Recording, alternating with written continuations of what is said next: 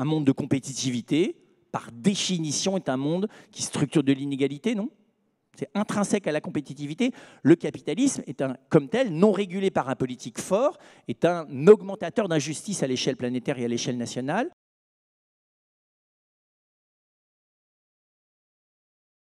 Ce sens, il n'est pas d'abord à apporter de l'extérieur. Il n'y a pas d'abord à donner du sens. Et c'est sûrement pas le dirigeant qui donne du sens. Là aussi, ce discours un petit peu démiurgique des années 80, où le dirigeant d'entreprise est un donneur de sens, tout ça est fini. Pourquoi? Parce que le sens, il est dans les personnes. Il est à faire émerger, il est à libérer à l'intérieur des individus. J'ai beaucoup aimé le fait que la convergence sur le fait que le premier acte quotidien dans une entreprise qui permette de libérer ce sens, c'est l'acte de travail.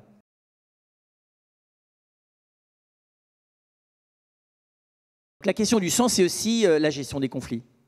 Comment humaniser le conflit? C'est une énorme question. Je pense que personnellement, d'ailleurs, notre pays là-dessus est totalement en panne, parce qu'après avoir aimé les conflits et rêvé de les résoudre par loi ou par autorité supérieure, ça finit par faire des individus qui ne se conçoivent qu'en rivalité aux autres.